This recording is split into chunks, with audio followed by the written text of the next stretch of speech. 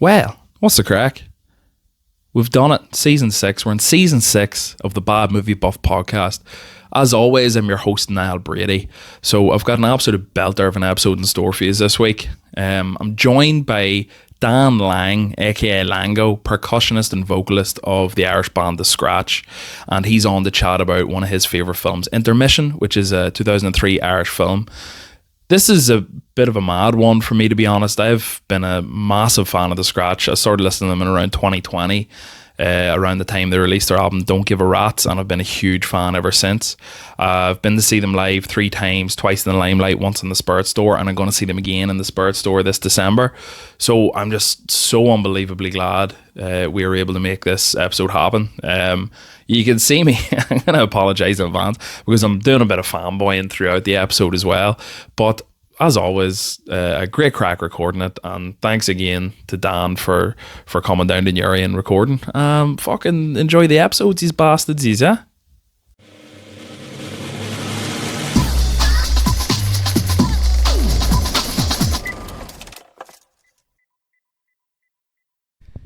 Right, that's us now.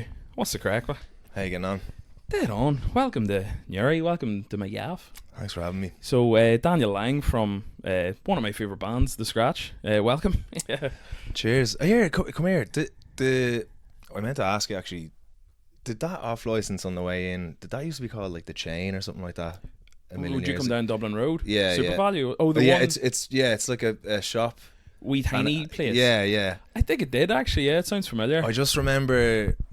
I just have a vague memory of passing through here like a million years ago, and like I feel like it was called The Chain, but it sticks out in my mind because booze is so much cheaper up here, and I remember going in there and getting like fucking 20 carling for like £2 or something. Yeah, it's like the advantage of that place is they get a lot of the southern trade, but also that's the first place in Newry gets robbed. Oh, is it?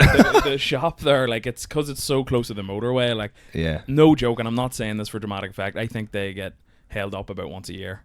Really? And then just straight down the motorway across the border again. Like, they just like, it's like a fucking routine thing now. Like, they just cash in there, lads, just fucking. Every time I see it in the news again, I'm like, oh, there you go. Like, I reckon when people like sign up to work there, they must be told like, you prepare to be fucking. It's likely you might be held up a fucking. Would people be popping in there with guns, or would it be like a little knife or something? Toy gun maybe or something, you know. But it's hard to know around these parts.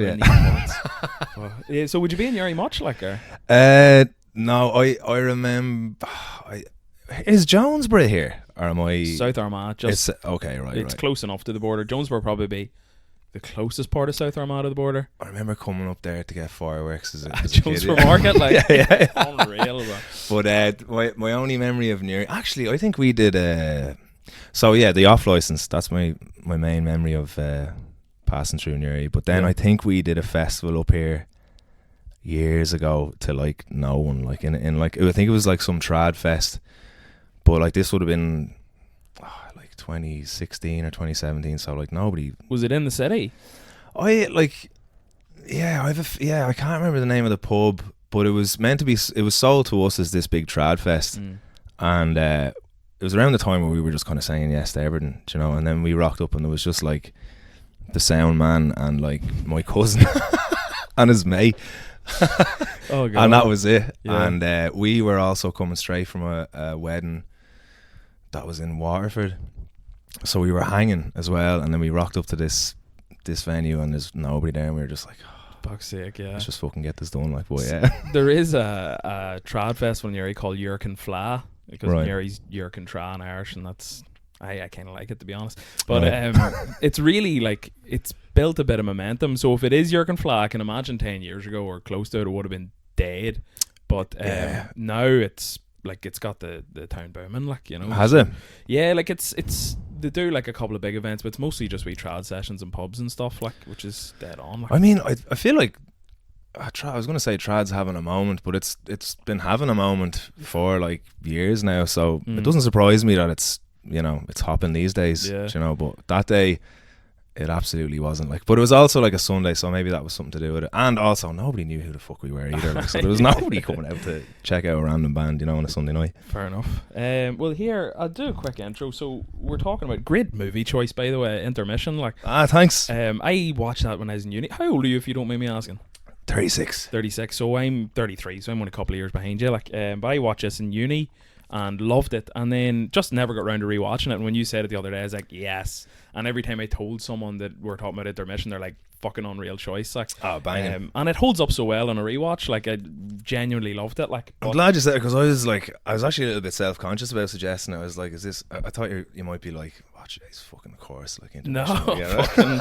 No, it's unreal. Like, and how'd you find the rewatch? Yeah, like, hilarious. Like, pissed myself laughing the whole way through. But I actually did want to try something here.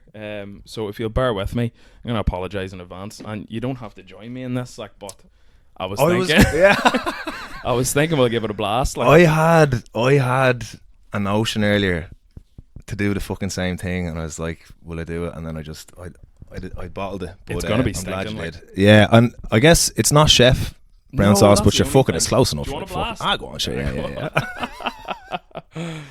Fuck's sake, but this is going to be rotten, isn't it? Like, they pour so much in as well. I know. They're just like, is Chef? That's the southern brand, is it? Like, I don't think I've ever seen it up here. Like, but I have like PTSD from Chef ketchup. Like, so when I seen them, the Chef brown sauce in the film the other night, I was like, here, mix that in there.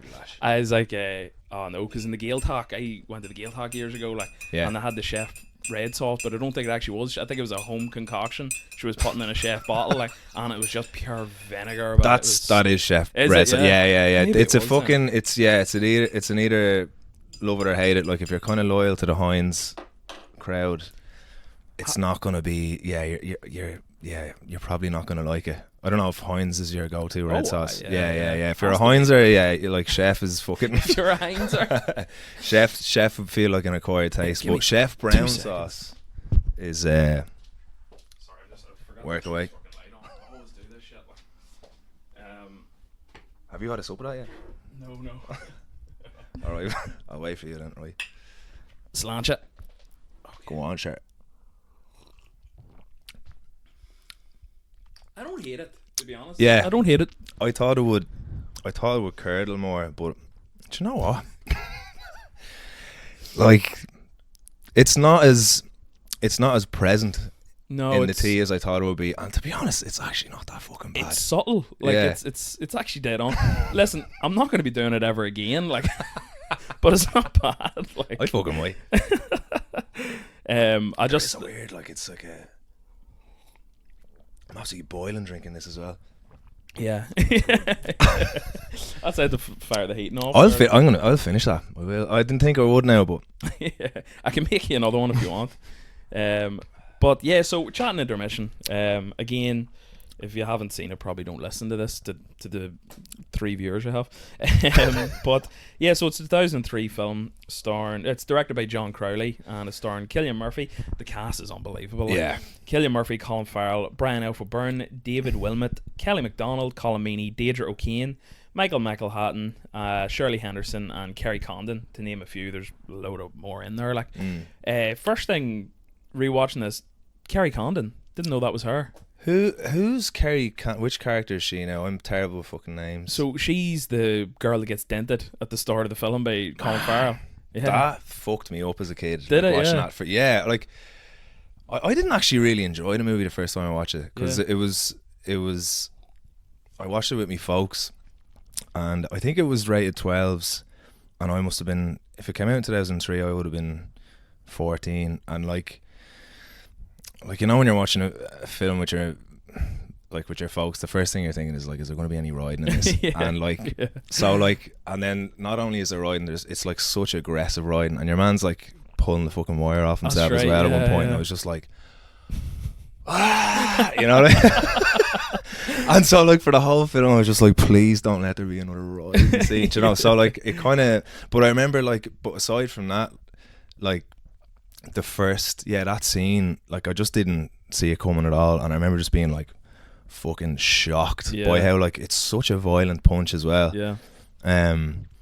But like watch it, like it's so good. The opening scene is fucking unbelievable. Yeah, I was talking to a few of my mates in a group chat, and I was like saying, "Oh, we're talking about Intermission on the next episode," because they'll try to watch along with every episode. And one of the girls is like, "Oh, what's that? I've never heard of it." And I just linked the opening scene on YouTube, and I was like, "Watch that, and if you like that, like." And then she just wrote back like 4 or 5 minutes later, being like, "Jesus fucking Christ!" Like, and I was like, "Yeah, it's a good film." Like, it's fucking It's unbelievable. I can imagine, like, because I was obviously a bit older when I watched it. I can imagine if you're a child, that really kind of taking you out of it, like, and being like, hold on, no one's safe here. Like, like it just, I remember being fucking shocked by it, like, because 14, I'd probably like seen like Titanic. Do you know what I mean? And Dante's Peak or something like that.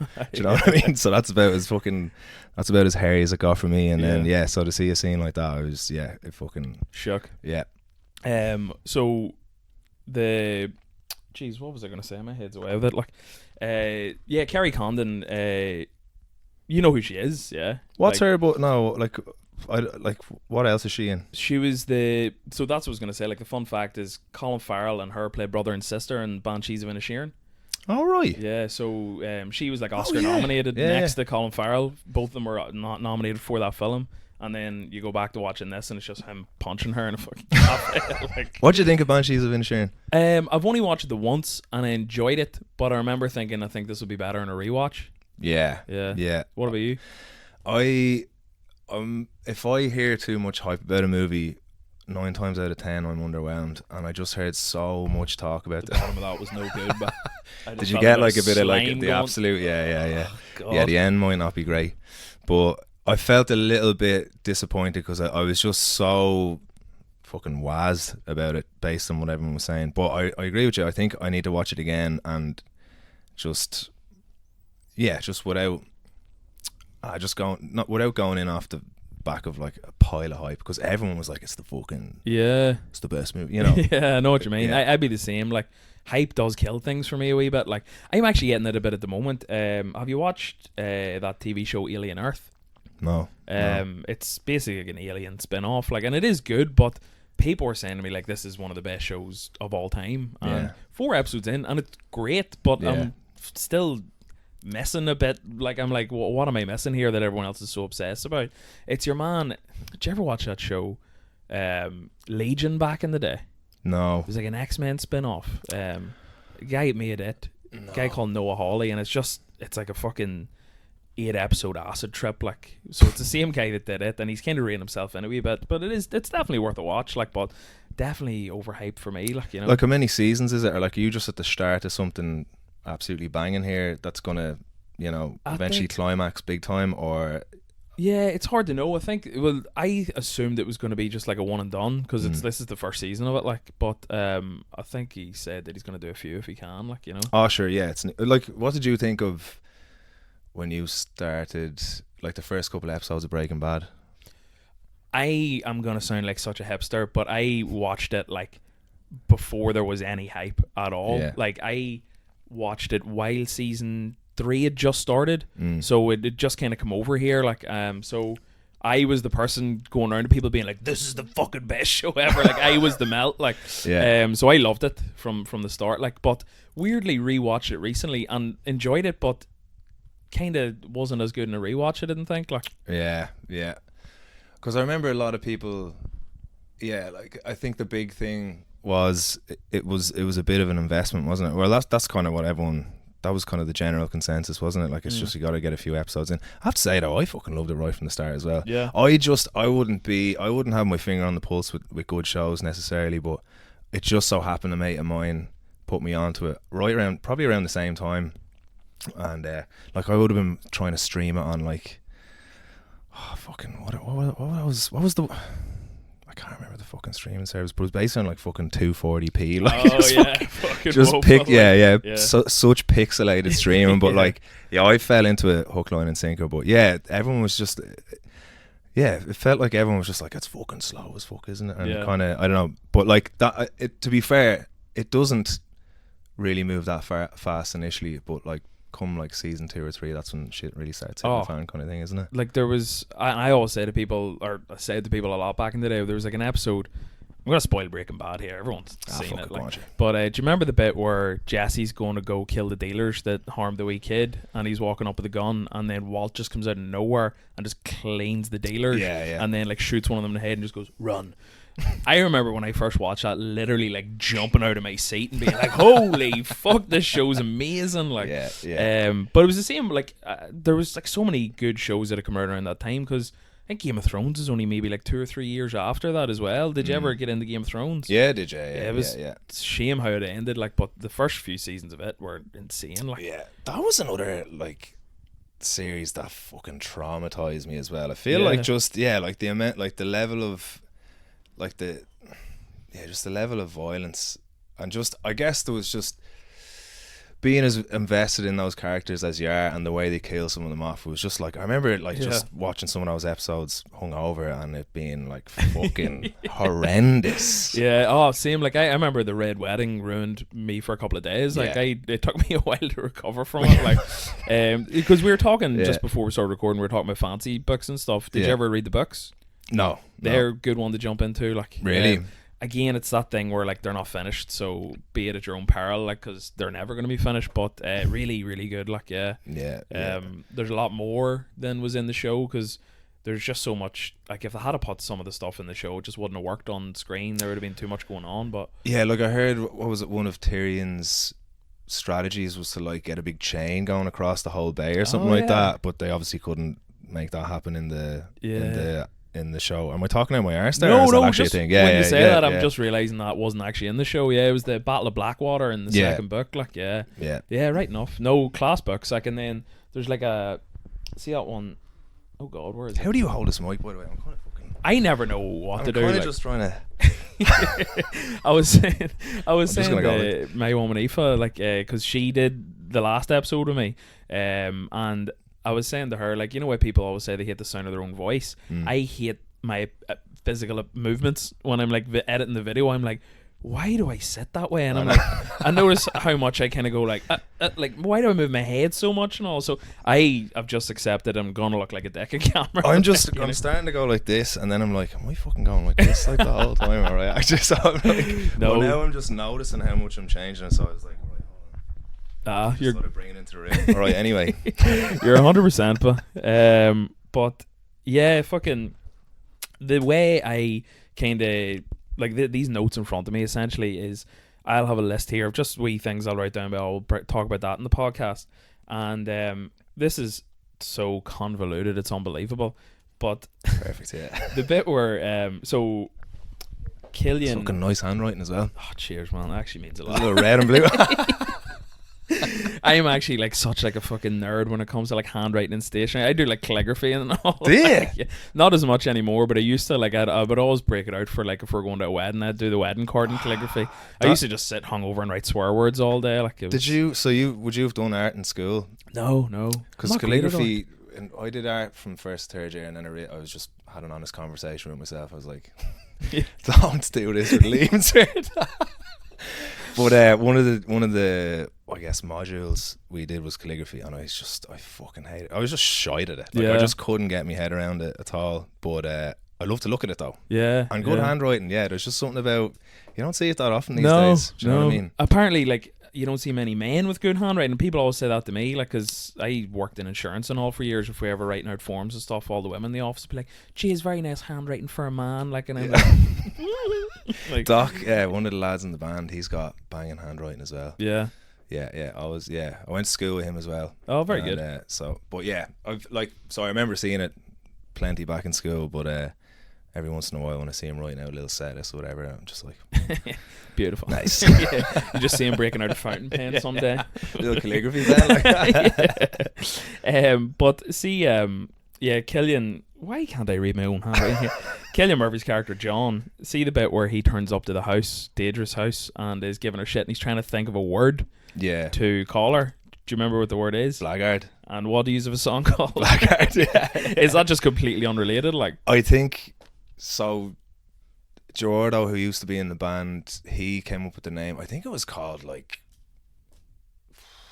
Jesus, that's not gonna come to me now. But it was called something else. Yeah. And he was like, "What about Blackguard?" And it was definitely inspired from that line as well, because we're mad for that, for Intermission. Like we'd be quoting it all the time. Yeah.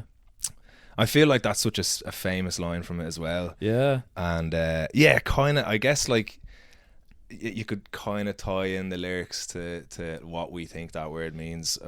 What does that word mean, actually? I was wondering that myself, but I was thinking, because I wasn't going to ask you that question, because I was like, what if that's just like such a common word down south, like where you are all calling each other blackguards, and I'm just a stupid Nordy being like, I'm use of a song called this really common word too. Like, you know what I mean? It definitely, it would have been inspired by that line for sure. Yeah. Absolutely. Yeah. I tell you what, Colin Meaney was some bastard in this film, like, wasn't he? Like, I fucking the scene where you kind of realise that he isn't exactly like clean cut, where he follows Colin Farrell, and how do you pronounce Colin Farrell's character's name? That's a question for you. It's Lehef or something, or Lehaif. What? Fuck, I can't, like, I don't even there's remember spelling of it there. I'm like, look, See in the red, second one down. I don't. When does he even get called his name? I had no idea. Lehif? Yeah. I mean, Lehiff.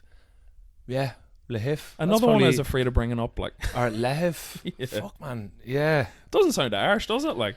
Does he? Yeah, no, it doesn't. Like, it's such a random. Like, is that meant to be a nickname, or? Yeah, it sounds like a Greek philosopher or something, like, doesn't it? Like, but doesn't sound like a bloke from Dublin. No, the scene where Colin Meaney's like sitting at the bar, and then he's like sees him going to the bogs, and because I hadn't seen this in so long, I pretty much remembered nothing apart from the brown sauce and the punch at the start. So I forgot how much of a dirty bastard Colin Meaney was. So I was like, oh yeah, he plays the straight edge cop. Oh, he's pissing on his shoes. Oh no, not straight edge whatsoever. Like, give us another 7 up there, will you? So good. Like, I don't know if you something that we've been really honing in on the last while is the barman himself, Seamus, and how that scene when the two lads come in and they're chatting about Deirdre, and your man Oscar's like 2 brown sauce sambos, pick or whatever, and the voice the barman puts on when he comes back, he just, like, I don't know if like he just knew to say it that way, but it's like the quintessential barman voice. Like, he's just like 2 points. 2 brown sauce sambos. If you get a chance, watch it back. I didn't back up. I've rewinded that about 60,000 times over the years. I love the way the barman doesn't even question the choice of a brown sauce sandwich either. Like, no bother, just lather on the brown sauce to say it, like, don't they? Like, I need to go back and see that, actually.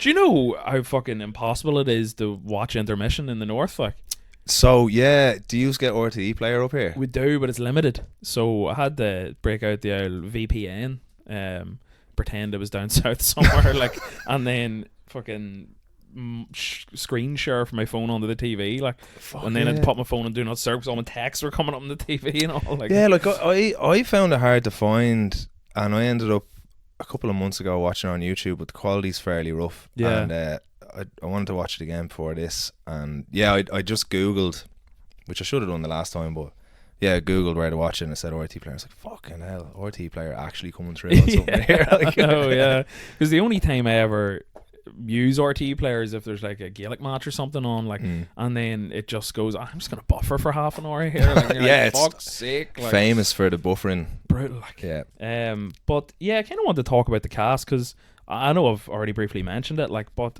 there is some absolute fucking superstars in this, because obviously you've got fucking Oscar winning Cillian Murphy and Oscar nominated Colin Farrell and Kerry Condon, but like nearly everyone in this, I was like, oh, that's from so and so, that's from so and so. Like Brian F. O'Byrne, the bus driver, Mick. He's in everything. Yeah, like. yeah, he's in like Love Hate, and yeah. Would he be in Banshees of Inisherin as well? Would he? Or? I don't think so. I remember him from Love Hate. That's what because he was the cop in season 4 or 5 when they were I can't say the word, like, what do you call that dentist drug, lidocaine? I can't say it without doing the fucking lidocaine. Just update me Bebo page. Some of the accents in there are like they're fucking reaching, like they're but it's gas, like it's gas. Frano, that's what you call him, isn't it? Frano, yeah. I actually randomly enough met him in a Jack's in a bar. I was taking a piss, and then it was one of those scenarios where he just, someone comes up beside you, goes for a piss, and I did one of those kind of like, yeah. That's your man from fucking Love Hate, yeah. And then I was like, I'm not gonna fucking say it to him now. Yeah. But I met him out the front then and ended up chatting to him for a bit. He was sound as fuck. He was just on one, like he was in great spirits, like had a few jars on him, but he was out like dancing with some busker and all, like he was for fuck's sake, like, seemed like good crack. Yeah. What more can you ask for? Like, yeah. But yeah, so Brian O'Byrne, that's what you call the bus driver. Your boy that played Oscar, David Wilmot, you call him. I can't say I recognise him from anything, but when I looked him up, he actually is still in stuff. Like he'd do like an episode here and there of like a TV show. Kelly MacDonald. Would you see her much? Like, she's pretty famous, isn't she? Like, who's that now? Deirdre. I saw her in a series recently on Netflix called Death Q. Oh yeah, and it was. Is that the Scottish one? Yeah. It's actually, she's class in it. She plays a psychologist in it, and she knocks it out of the park. Like, she's just, she's great in it. Yeah. Like the main dude in it, he's meant to be this like he's a class detective, but he's a fucking bollocks. Yeah. But like he's like just the like a cookie cutter bollocks detective. Like, you know what I mean? He doesn't really inject much of his own self into it. I guess that would be the best way to describe it. So you've seen that character 1,000 times, and he doesn't really play it any different. So he's a bit of a letdown, but she's the standout in it. Yeah. It's actually not bad, that. I ended up fucking I've heard good things. I finished it. Yeah. I was into it. She actually is Scottish. Yeah. And I think her accent in Intermission's class. Like, yeah. I think it's fairly indistinguishable. But have you ever seen Boardwalk Empire? Yeah. She's in Boardwalk Empire. Do you remember her in it? Her Irish accent was woeful in it. Like, I can't remember. I fell off that because I think I was watching it during the winter or something, and it just got too much for me or something. I was like, I'll come back to that, and then just never did. Fair enough. I got a few seasons in, but I do remember now. I can't remember the accent, but shite, was it? Yeah, but when I was watching Intermission the other night, I was thinking maybe because sometimes what like American TV shows will do will be like, oh no, that's too authentic. We want you to sound like what Americans think ours sound like. So I think maybe there's a wee bit of that going on. Plus it's set like 1920s, 1930s, so maybe they're playing and the accent being different or something. Yeah, and was she like, is it one of those accents that is like a mixture of, is she meant to be Irish in it? Yeah. So she's meant to be like an immigrant that's kind of had the American accent rub off on her a little bit, so she's kind of living in between, which is just shite and kind of annoying sounding. Could be that, like, And if that's the case, then she probably fucking nailed it. Actually, right enough, like, fair play to you. Is that worth finishing, actually? Yeah. Boardwalk Empire. What? Is it worth finishing? I weirdly stopped watching it with 3 episodes to go in the last season. No idea why. Just never got back to it, so I've no idea how it finished. I did something similar with Ozark. I got to like, I think the last, how many seasons of that is there? Like 4. I've actually never watched it. Loved it. Like, it's amazing. But there was, again, I'm just a bit of a fucking softie. Like, I just like there's this scene. I won't. But there's a scene that's like, there's a lot of hectic scenes in it. But there's one scene in particular I was like, you know what, I don't have it in me right now, so I'll come back to it, and I just haven't gone back. Is it just like really like heavy topics, or like would it be like violence and stuff that kind of turns you like? Or? Yeah, like I think just when both of those are mixed together, and you know the way people watch movies and they're like, oh, it's just a movie. Like, I'm fucking, like, if somebody's getting tortured, like, I'm just imagining that happening to myself, and I'm just getting fucked up over it. You know? I completely get that. Like there's like a lot of like, for example, I completely refuse to watch that Jeffrey Dahmer TV show. Because it's like, why would I want to watch what that cunt did? Like, you know what I mean? And I get a wee bit of the true crime buzz when it's like a documentary or something, but when it's like a dramatization of like just a scene with someone like just killing or raping someone, I'm like, this isn't enjoyable to watch, like, you know. That's because oddly enough, I had a serious stint with true crime there, which kind of like, in a sense, it kind of sounds like I'm completely going back on myself, but like, there's something about it being I don't know, like, there's something about, like, when it's documented, you're not watching it happen. The worst you're seeing is flicks of the crime scene, but you're not watching some lad get his fucking leg sawn off and like him like just going like you know, like, exactly, like, yeah. That shit fucks me up, like, still, like, and but yeah, something about like true crime. But having said that, I actually did watch that Dahmer drama series, and it's fucking it's mental. I thought you were going to be like, it's unbelievable, man. You have to watch it. Like, do you know what it was like? I think it came out at the same time as I feel like they launched it either before or just after they released the documentary on Dahmer, and curiosity just got the better of me. Like, I got it in. It's fucking jeez, it's rough stuff though. I saw the new Ed Gein one went up there, and I don't know, I saw it come up on Netflix and I was like, and they like, you know when you like hover, but like, you know when you hover over a program on Netflix, it kind of gives a little trailer or whatever, and it was just this the clip was just this young one in a chair tied up, and he's just like fucking chatting to her, and there's just the, you know, the classic like table with like a bunch of fucking rusty tools and shit. I was like, and knowing what he does with the bodies as well, like, I feel like it's going to be a lot more graphic than, like, I feel like Dahmer, like, there were some rough points, but it was a lot more psychological, I feel like. Whereas this is just going to be like, I'm pretty sure it's going to be fucking, like, he's going to be like making lamps and shit out of them. So like, they're going to show that. Like, you know 100%. Like, he had like a belt of nipples, didn't he? Like, he in real life, like, he had a belt of nipples, like strolling around with it, like. I think he was wearing it and all. Like, that does sound like the latest Game of Thrones book, doesn't it? Like a belt of nipples. But yeah, apparently he had a belt of nipples. I just heard that in a podcast the other day. Like, there's a noise.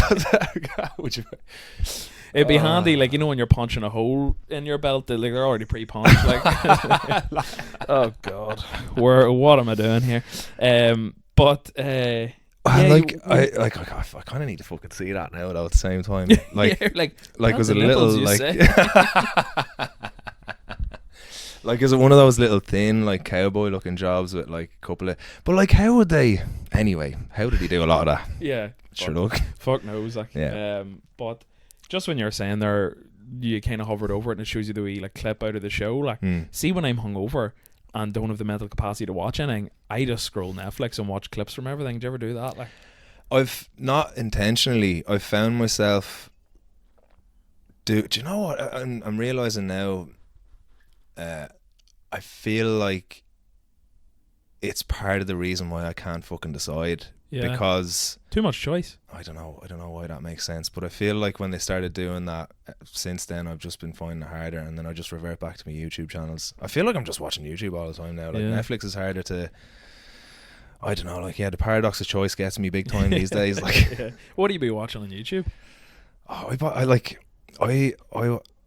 watch a bunch of car shit. Like, I'm mad into cars, but also know nothing about them. Like, I'd know how to change a tire, but like, for some reason I love watching lads just restoring cars. I don't know what it is. It's like comfort TV for me or something. I get that, like, So I'm just watching these chaps just buy old shit boxes and do them up, and that's just like I've got like 6 or 7 channels that I just religiously watch every week. I think it's just like, someday I'll be able to fucking get my own little car, and but like, that's generally what I'm watching. Like, I used to watch a couple of more, like, I'd be on the was it Your Mom's House Buzz?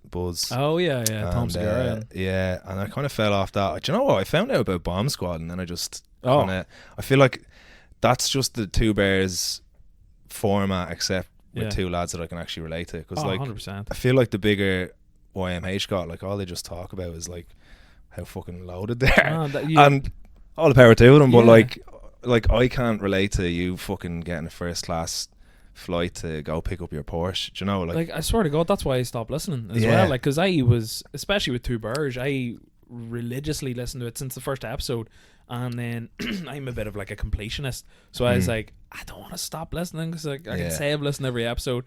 And then there was one episode where it was like, just like oh, and then I went and bought this watch, and then I was looking at this watch, and then but I thought I'd get that watch instead, and I'm like, when did you stop actually making jokes here? Like, it's just fucking. And I still like Bert. I think he's just a good person. I fucking agree with you. Yeah, soft spot for him. Like, he gets serious. Now, he is probably a part of the reason why I stopped watching it, because it is tough to watch sometimes when he's like, I don't know, whatever he's fucking taking beforehand, if he's just on caffeine or whatever, and he's just like being really Bertie. Oh yeah. But I do think he's a sweetheart. You know what I mean? Like, you remember like when Tom fucked himself up on that like basketball competition, and he talks about that's a hard video to watch. That's a hard video to watch. And they keep showing it as well. Yeah, they're just like yeah, like the arm behind his back and all, like the way they just keep replaying it. And Tom opens up about how good a friend Bert was. I was like, he's fucking class. And the way people, you know, I also as well, like, I think Tom was asked like, what, like, why are you mates with him? And he was like, I just like the way he was with people. Like, you know, you'd be in the green room in a comedy club, and he just like, he just wants everyone to be on a good buzz and feel included and stuff. And I'm like, I like that in people, you know. And but at the same time, he's tough sometimes. Yeah. And they're just talking about fucking Porsches all the time. And I'm just like, all right, I'm going to go over and watch the boys in Bomb Squad. Bomb Squad's insane. Like, there's two podcasts I always say it has me laughing out loud: Bomb Squad and. Do you ever listen to Matt and Shane's secret podcast? No. Do you know Shane Gillis, the comedian? Yeah. American fella. Yeah. I pretty much replaced Two Birds with his podcast. Like, it's just him and his mate Matt, and they just literally talk shit, and it's like what Two Birds could have been. It's so funny. Like, delish. I had to stop listening to it when I went to the gym because I was near fucking dropping weight. Oh yeah. I had to stop listening to comedian podcasts for the exact same reason, because I nearly killed myself. Like, tough going, but so how far down to get there? Yeah, sorry, Kelly MacDonald, Colin Meaney, of course. The legend. Like, Deirdre O'Kane. She's like always been a comedian, but she's like really, like, I was listening to, do you listen to Mike and Vittorio's podcast? It's very good. Mike Rice from Kilkenny and Vittorio's from Belfast. They both live in London, but they have a podcast. It's a laugh. But she was on it recently. She's funny as fuck, Deirdre O'Kane. Like, she's the she's your man's wife who gets dumped. Yeah, is the it? Mentalist. Yeah. She's class in it. Like, like earlier on, I was just trying to think, like, who's the best in the film? Like, who stole it? And they all smashed it. Oh, like, yeah. And but she's like, I feel like if I had to pick, it would be probably between like, even my mind's changing all the time, but like earlier on today when I was thinking about it, it's like either herself or Oscar. But, Oscar's brilliant. Like, Sally's brilliant as well, isn't it? Like, who's your one from Harry Potter, isn't she? She's like your one who's, what's her one's name? Moaning Myrtle. Yeah. But she's also Scottish, not Irish either. Mona Myrtle, I think, so when she played Mona Myrtle, who's meant to be like 14, she was like 33 or something. Like, so she had, like, for a while, I could be wrong in this, but for a while I'm pretty sure she had the record of like the biggest age gap between actor and character. But I think a lot of it was probably CGI. She was a ghost, like, you couldn't really see the difference. True. Like, that's fucking wild though. Michael McElhatton, Sam, so was like the bank manager, Deirdre O'Kane's fella. Roose Bolton from Game of Thrones. He's also in a lot of shit. Like, he was in that other. Fuck's sake, he just gets out of Mountjoy prison. Is it called Spin? No, is it called Spin the Bottle? No, that'll be some name. Like, fuck. He plays. Fuck. Anyway, I guess. Yeah, I'm not gonna think of the name of that flick either. But he, like, I don't even know what my fucking point was there. I've seen him in another movie, is I guess my point. But yeah, fair but enough. He's also your man in. Is he in Game of Thrones? He plays the father of your man who cuts your man's flute off. Yeah. Unreal. It's him. Yeah. Roose Bolton. He's great. So in terms of cast as well, I don't have it in the actual cast list, but do you remember the bit where Deirdre O'Kane's character Nolene and her mate go to, like, it's like a classroom they're in essentially, and then she flips ahead at your man? Yeah. Your man taking the class is the actor Conleth Hill, who's Varys in Game of Thrones as well. He's the lecturer in the class, Yeah. is he? Jeez, I don't recognise him now. So we're going through the film watching this the other night, and I was like, oh, like every 2 minutes, that's fucking your man. Like, Do you know? Yeah, I watching it the last time as well. I recognised your man who gets chased by Colomini. You know, and he's like, "What are you wearing? Your Nikes and me heavy brogues." Yeah. That chap is he's also in Love Hate. is as he well. the boy that gets his knees done in by the Ra? And Yeah. I fucking said that. I forgot to look that up. I forget the character's name, but I know exactly what you're on about. Yeah. I was going, Dave, I'm pretty sure he's in Love Hate, and I'm pretty sure he gets his knees done in. Like, Yeah, he's like he plays he features quite heavily in Love. I haven't seen that in a long time, but yeah, I just after watching that and then I'd not fucking watching Intermission again at some point. I was like, Jesus, there's your man, mad young looking in Intermission. yeah, 100%. Here, tell me this: did you watch Kin?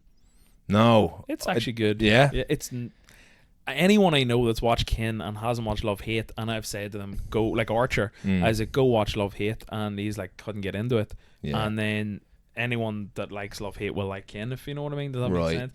But yeah, the first season was good. The second season was great. Of Right. Kin. But I don't know if there's a third one coming out, and it was left on a bit of a cliffhanger. Like, so. Sure, man. Yeah, our doc watched it, and he was like, "It's worth a watch." But Yeah. I actually just completely forgot about it. But is it on RTE Player or where would I find that? I'd say it will be. Yeah, it's Yeah. on Netflix up here. Like, Okay. Yeah, Netflix. yeah. Alright, delish. It was iPlayer and then Netflix took it. Like, Well. no, it's good. Like, Play them. what's your favorite quote in Intermission? Do you have one? They're all fucking leaving me now. I feel like for a long time it was like, the people I deal with are piss waste, you know. He's got so many lines, but like Oscar as well, just the way he they're all leaving me now, but like See this microphone, but I always say they're they're all cursed. just, I literally see them just fucking swimming away at me, like, but I'm slightly getting over it a bit, but like 9 times out of 10, if I get this thing in my hand, I just forget how to function and Yeah. can't remember anything. Like, it's just, yeah, like there's a fucking million, and like it's, do you know what it is, like when the situation, when the opportunity presents itself to quote the movie, like there's generally fucking 10 in the back pocket, like, yeah. but like unless like trying to think now, but like I do love, like I was watching it again there recently, like the way Oscar just swears, man, like he's just like, that pisses me all the way off. You're just like calling people like a fuckhead, yeah, and a fuckhole, like it's just and the way he really enunciates the fuck, and he's fucking great. But I think what's your favourite quote? My favourite's probably, and I'm just going by watching this the other night, which made me laugh the most, was the bit where they're filming what's meant to be the rabbit race, and 2 of the rabbits start fighting, and your man that owns the rabbit's like, "Stop it, Benny, get off Benny, him." get off of me. Unbelievable. What was the other rabbit's name? There was a couple of fucking, was it, Benny, and oh fuck's sake. Anyway, that scene, like that's such a fucking, like, that scene is fucking gold as well. Like every scene just is like that's such a, like, it's such a, I guess it doesn't really add to the plot, say, like it's just a kind of like a fucking side thing, but like it's still like such a strong scene, like, 100%. fucking hilarious. Another one I loved was, do you know the bit where they're filming Sally and the Ma, and the Ma has all the makeup and all, but the wee fella that throws the brick at the bus comes up and he's like, put me on the camera, then he just starts dancing. He's like, do you like that? Come on, you pricks, I'll do it.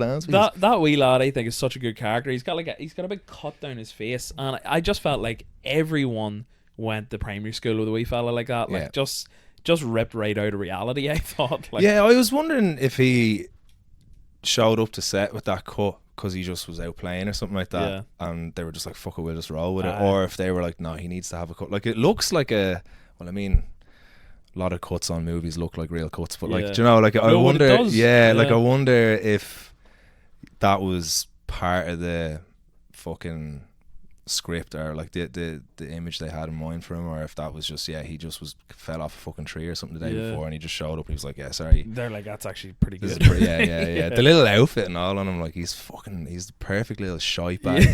He's a wee deck, like, but that's like the thing about, you find any UK based movies or Irish movies, most of my podcasts that I do here is me pulling trivia from IMDb, and I knew before I even looked at it that the trivia is going to be fucking shit for this film, like, and that's the type of thing that would usually be in the trivia is like, oh, he actually turned up the set with that cut, but it turned out that it suited his character, so they kept it type thing, like, but no, fucking IMDb let me down a bag full. Like, I've got some written down here. You'll know what I mean when I get to it, like. Now this was actually wrecking my head watching it. You know the masks they use for the bank robbery? Do you know who that is? No. Because I had to look it up. That was one of the ones in the trivia. David Hasselhoff. Fair. I was going to say, for some reason, Dennis Irwin came into my fucking... Is that Dennis Irwin? Because you know everyone wants a Dennis Irwin. Yeah, from the fucking 90s. Yeah. Because everyone wants a Dennis Irwin fucking mask. Like, but no, I don't know. I never even... It never occurred to me that it would be modelled off an actual human being. So it was just when you said that there, I was like, who the fuck? But like, I mean, I do kind of see the David Hasselhoff. It's kind of fucked though when you don't see the eye. Like, I feel like David Hasselhoff's eyes are, pretty, it's a pretty significant part of his face. Like, that would kind of identify him as David Hasselhoff. Yeah. So it is, I can see it now that you say it, but I would never have guessed that. Never have guessed. I had to look it up. It's like, I don't know why it's popping in my head. Did you ever see that movie Baby Driver? No, I don't think I have, no. Kind of reminded me, like, it's like an Edgar Wright action comedy type thing, but there's a bit where they're doing a heist, and the kind of boy tells the fella getting them all the stuff to prepare for the heist, get them Michael Myers masks, from Halloween. But he mishears him and turns up with like Mike Myers masks, so they're all dressed up as Austin Powers going into the heist. Like, kind of reminded me of that. Like, but something real scary about them as well. Yeah. Like the way, like, masks in general, I think are freaky looking. But when Colin Farrell and Deidre were in the house, I keep calling him Colin Farrell because I'm not pronouncing his character's name. When Lehif, and he's like shouting at her to put the brown sauce in the tea and all. It actually is like really freaky looking, like. Yeah. And when he's chasing her out and all, like. But so David Hasselhoff apparently, like. I was gonna. Is there? It made me think of that flick, The Town, because they use. Do they use human masks? But they're fucked looking. They look like nuns. They're nuns. I've actually not seen it, but I think it is nuns. Yeah. There is that. Have you seen that clip? There's like a clip going around where he gets out. A bunch of them get out. Actually, you haven't seen it. I'm not going to fucking. That's a yeah. I'll not hold it against you. Right. This is one that I struggled with and had to Google as well. They keep telling Sally that she's like, "Oh, do I have a Ronnie?" Do you know where the term Ronnie comes from? Like, yeah, I haven't. No, I feel like we got it from that. You know, like as in like my circle of friends, I wouldn't have. Yeah, I don't know if I ever heard it called a Ronnie before. Yeah, or if they actually coined the phrase. I don't know. Like it. Yeah. So I was like, again, one of those things. Like, is this like a generational thing or something? So Googled it today, and it's based off the actor Ronnie Coleman, who's an English actor, and was like super famous and literally just had a mustache. Like, so, but it's slang very specific to Dublin apparently. Right. Yeah, according to ChatGPT, like, or Google Gemini, whatever you call it, like. Yeah, I love. Yeah, it's my go-to word for mustache anyway. Just the old Ronnie, like the old Ronnie, Ronnie Zellweger, like. Never heard that. The Ronnie. I feel like that we just kind of It's a reach now, but as they say in the States. But yeah, so just to get into the trivia here, are you in it to be anywhere at any time or? No, I'm alright. No worries. Good. Just to get into the trivia, so I knew it was going to be shit. There's one interesting point of trivia in the entire film, and it was the credits at the end. I Fought the Law by The Clash. That's actually sang by Colin Farrell in the credits. Yeah. Jesus. You can kind of hear the accent in it, like. You know the flick the song at the start when he's like running out of the restaurant and he's like with the shovel. That's you too. Is it? You know that down, and he's like legging it. I was like, never would I have guessed that's because I guess it doesn't have the edges absolute, that he kind of. I feel, but like it's like an early U2 track. I think it's like off that album. I don't know, Boy or something, like early 80s Job. But I didn't know that for a long time. But I always loved the tune, and And when I looked it up, I was like, you too. Yeah. Wild. But anyway, It's actually a perfect segue for my shit story here. I was actually in a U2 music video as an extra for I don't know if you ever heard the song Every Breaking Wave. It How's was it go? one of their later songs, like every breaking wave on the shore lets the last one know there's one more. It's actually very good modern U2 tune. Like, but about 10 years ago, I went down to this open casting call for a music video. Didn't know what it was in Belfast, like, and it was for that tune. It was filmed in the Black Box. But there was a fella there that day that was like, "Have you ever done any extra work or anything like that?" No, signed up, didn't get the part. But Oh, yeah. Never actually had to do. Or like I did. I used to have like mad long hair, and I was told like you should go down to sign up for Vikings, and then I told them I didn't have a lift, and then they just never called me back. But anyway. But there's always one person there that, even though they're also an extra, kind of, goes on like, "Oh, I was actually in this and I was in this." But there was a fella there the whole day wouldn't fuck up about how he's in Intermission. And I remember I'd watched it recently enough the time, and he was saying that he was in the scene with a wheelchair race at the end. Oh yeah. So when we watched this the other night, your man had like long curly ginger hair when I had met him, like, so the whole time I was looking, scoring, pausing it and all, scoring the background. Didn't see the bastard anyway, like anywhere. Really? So fuck him. Fucking That's prick. what I said. Yeah. But yeah, so the second point I have in the trivia here is the trivia in this film is absolutely woeful. I just wrote that myself. So if you don't mind, I wanted to kind of chat a bit the scratch stuff. If that's okay. Like, Sorry, you might actually find this interesting. Apparently, the writer and the director, this was their first movie. oh yeah, it was. Yeah, sorry. That fucking blew my mind. That actually was in the trivia. That was like, because I was like, I tried to do a little bit of looking into it as well, and sure, there's like one little 10-minute fucking YouTube video on behind the scenes, whatever. That's all I could find. I mean, I think after that I didn't bother searching much more, but like, yeah, that fucking blew me away. Like, your man, I think it was the director, he was like big in theatre, and then this was his first kind of like fucking venture into film. And the writer as well, like he'd never written a movie, or he'd never written a script for a movie before, and then they went and did that. Unreal. Which is fucking wild. The writing is so good, because I was, apart from the kind of time jumps, it's quite like Pulp Fiction-y in the sense that it's like a load of different wee characters that are kind of interlinked and all. Yeah, that was the exact same. I was chatting to Cathal about it earlier on. He was like, "Yeah, it's real Pulp Fiction." I was like, "Yeah, it fucking is." And like, even just the way the movie opens, it's real. I've watched like it feels Tarantino-esque in that, like, the dialogue is the dialogue feels quite Tarantino-esque, and like the way they portray the like the tug at the start as being like, a lot deeper than just like this fucking meathead burglar, like, do you know what I mean? Yeah, it's just 100%. like, one thing I will say about Colin Farrell in this is that he's so believable as that character. Like, it's, I literally had this thought at the end, after the car chase when he jumped out and he was holding the gun and all that. Is like if you were walking down the street and Colin Farrell wasn't famous and he was walking past you, you'd be like, that is just some tramp. You know what I mean? Like, you can absolutely see it. Like, and I think it's a bit more jarring these days because he is so Hollywood and all, and he is like so like, oh, my favorite classical song is this and all. And you're like, fuck up, Colin. Like, what do you make of him? Like, do you find him charming and endearing in real life, or do you find him annoying in Hollywood?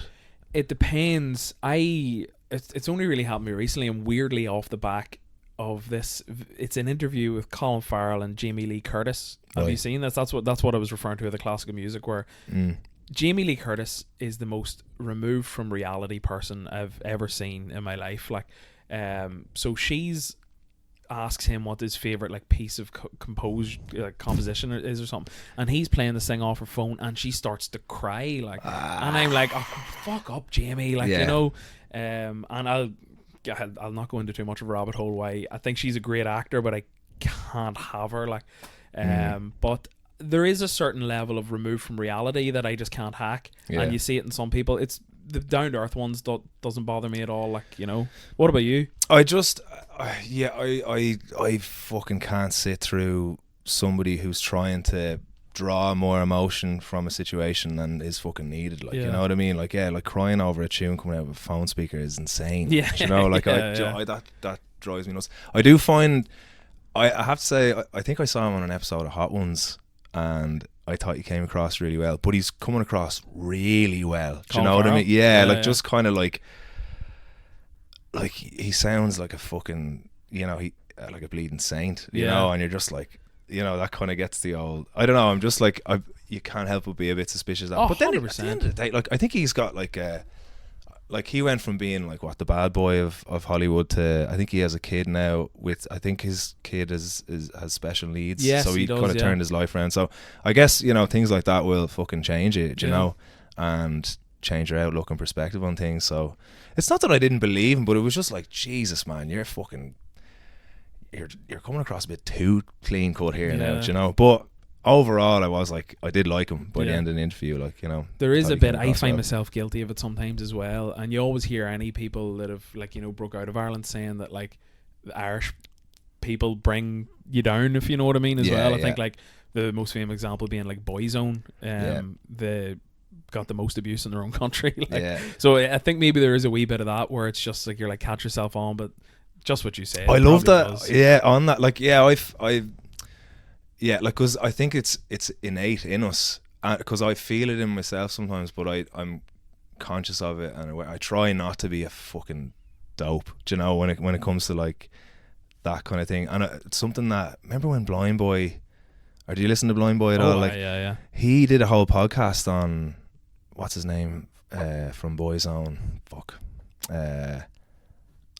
the one with your man from Boyzone, Keith Duffy. Keith Duffy, and he cut, but I think he does a podcast before, basically just giving Boyzone their flowers, you know, like just being like, here, they're a fucking whopper, like, and I used to love them back in the day, and so did you, so fucking shut up, like, you know what I mean? And it kind of did, like, he just shone them in I guess the light they deserve, like, because they're a fucking, they're massive, but well, they're in the bad books again now. Have you heard about this?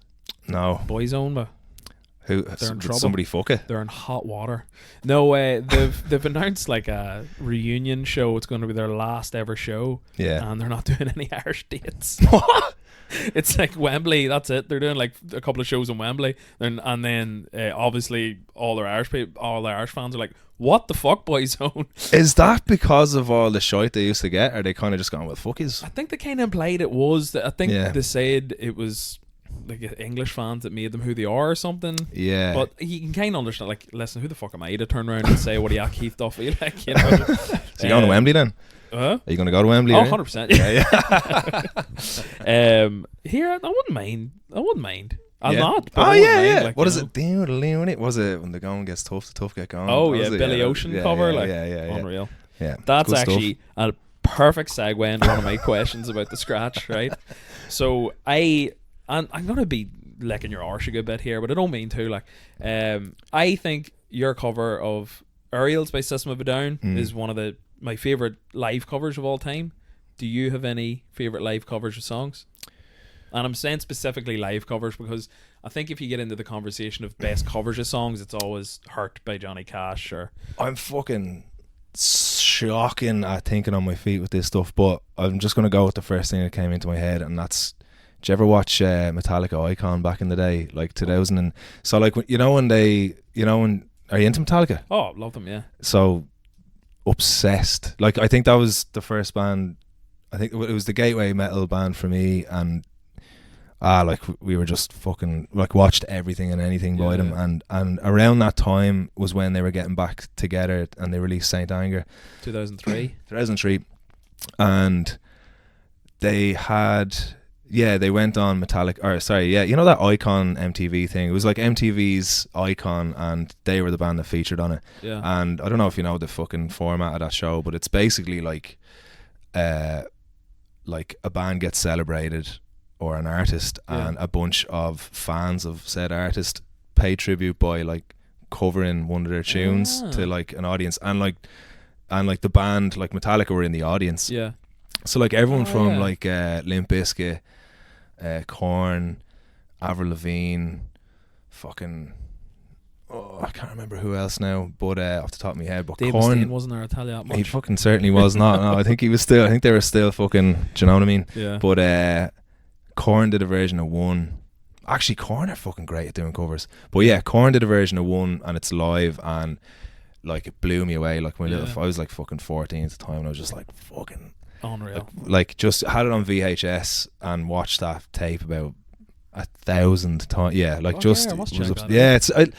love to actually watch it again now, because it's been years since I've seen it. But they do a version of One, and it's fucking class. Yeah. Yeah. Do you ever hear Korn MTV Unplugged with Amy Lee? No. They do, like, it's their own song, so it's not a cover, like, but they do Freak and Unleash acoustic with Amy Lee on MTV Unplugged. Right. It's the same type of setup as, you know, the Nirvana one where it's yeah. like, it is insane. Really? Good. See him and Amy Lee doing the vocal harmonies. Yeah. Unreal. Like, hold on, who's Amy Lee? Evanescence lead singer. Ah, Jesus. Yeah. She's some set of pipes in her. Oh yeah, pipes. Yeah, sorry. Yeah. but what was I gonna say?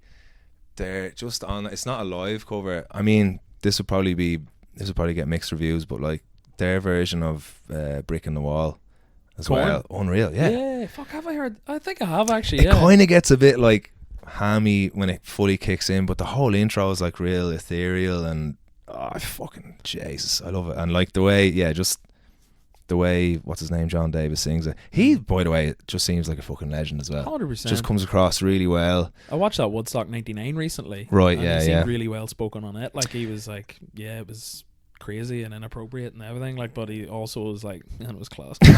You know what I mean? Did you ever see them?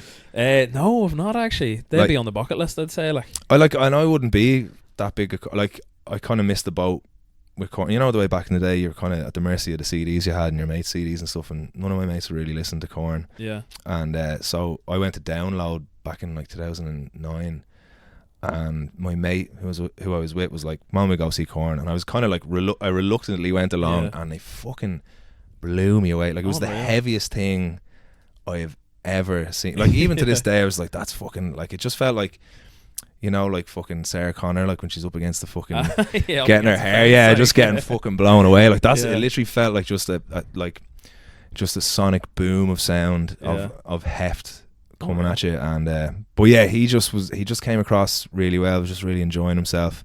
Just, I don't know, he has that air of like, I've nothing to fucking prove here, so I'm just enjoying myself. Yeah. And yeah, fair play to him. Good stuff. Have you ever seen, I think, just other than your cover of Ariel's, like, do you know what's a great one? Did you ever see Chris Cornell doing Nothing Compares? Not the Sinead O'Connor tune. Yeah, well, or the Prince. Yeah, version, not very good. Yeah.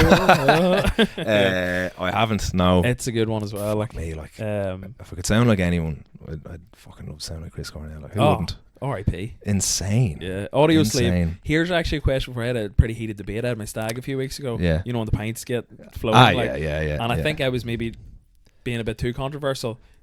Audio Slave's debut album self-titled, or Rage Against the Machine's debut album self-titled?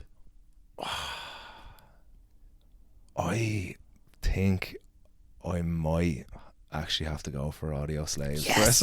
Yes. Because fuck you, Michael. When I think about, like, I think, like, yeah, I'd happily get shot for that opinion, but like, I think if I'm basing it off how much I've listened to both, and it just so happened again, like, I just had a mate in me, or I had a loan of my mate's Audio Slave album, and I fucking rinsed. It's that so album. good. Like, there's not a bad tune. Well, there's not a bad tune on Rage either. Like, but was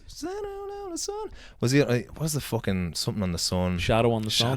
Yeah. The end riff on that. Unreal. Like, I feel like like the first fucking Rage album is unbelievable as well, but I think Audio Slave just tickled my musical bone. I don't know.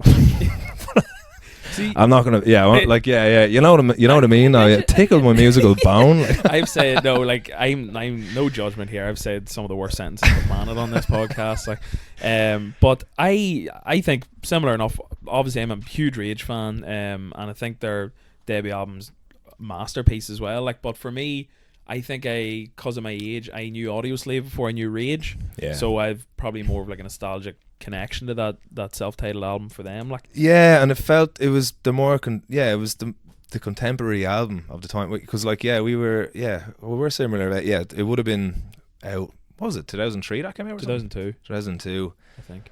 And it's probably the same. Like if I was fucking the same age in 91 or something when the first Rage album came out, I'd be like, what are you talking about? It's the fucking first Rage album. But like it was just where I was, and I think as well, I was getting into heavier music, and that was a really accessible album. So like it just fucking did it for me. And like there's so many, you're getting Chris Cornell, which is one of the best to ever do it, and Rage Against the Machine backing you, like it's just like, it's fucking match made in heaven. And then the second album was just a piece of piss, wasn't it? Like I remember like there being one tune or something, and I was just like, it wasn't as good at an album, but it had really good singles. There was a tune in the second album called Dandelion, which I don't think is talked about enough. It's insanely good. It's not heavy at all. Like it's really good. And then Jesus, what was the other one? Remind Me, I think it was called. It was good, but their other albums were nowhere near. This might not go down too well either, but Like a Stone, I just think is shite.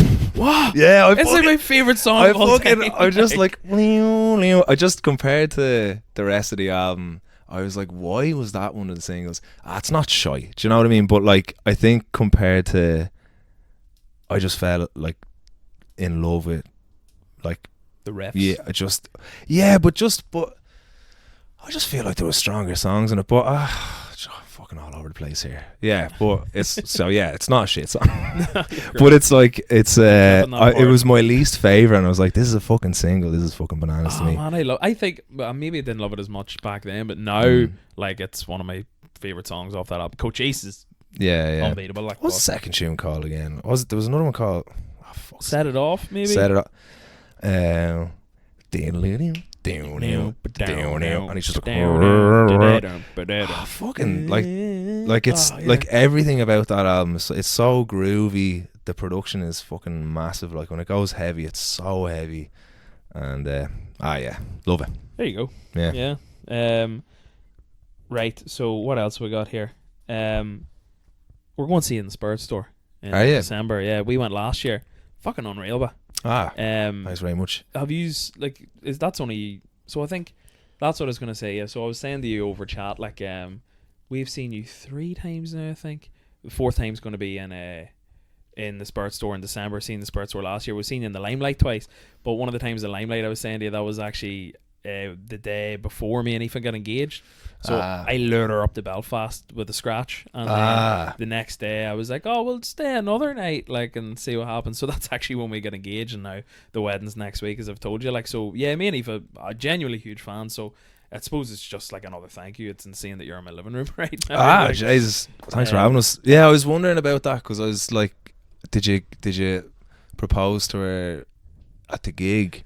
No. Or no, yeah, because I would have been like, fucking let us know, we'll kind of do a thing, but but it was the day after. Because it had, like, Aoife she's a very private person. She wouldn't have appreciated true. Not everyone wants to fucking on stage get down on one knee. Exactly, like, but it was actually her. She was like, when I was texting her, she was like, tell him that we get engaged the day after. I was like, I will. Class. But so looking forward to the Spurs store again. Like, we have scratch group chat, because we had no way to get up to the dock, so we had to organise our own bus. So like we had booked like a bus of like 15 of us up the road. No way. We're doing the same again this year, like, so looking forward to it. But this is actually what I wanted to show you. I have a selfie with you from that night. Have you? And it's funny. I'll show you it here. I'll hopefully not knock this off. Like, you were walking out, you had like all your equipment in your fucking hands and all that. I was like, is this a spirit store? Yeah. So this is me, you, and my brother, and one of his mates, Marco, right? So that's us, me, sweaty fat bastard, because it was like Christmas time. But someone pointed out, and this is why I want to show you how funny this is, that's not my arm, right? So someone pointed out, like, my brother sent it to his mate Kenny, and Kenny just responded saying, why does your Nile have big Bo Selecta Ozzy Osbourne arms?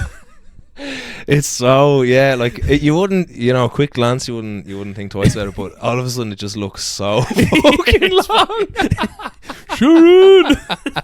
Yeah, just such an absolute Jesus Christ. Some arm though at the same time. That's us, but you've got the bob chops insane, but but I think I must have lost about a stone from moshing that night. Like, I was the sweatiest cunt on the planet. That was a fucking sweaty room. That's a class venue, isn't it? Unreal. I feel like they've done it up something fierce as well. Like, the last time I was there prior to that would have been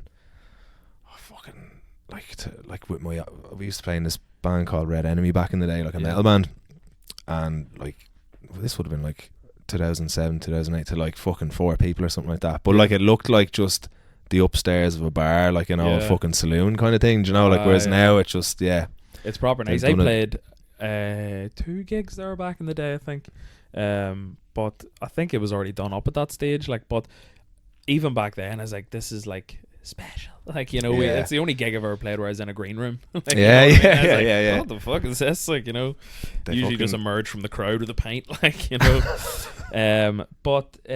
So fucking genuinely psyched. We haven't got the bus booked yet, like, but we'll get there. How was the bus trip on the way, like, up versus the way back? Like, how much time did you have after the gig before you had to get picked up?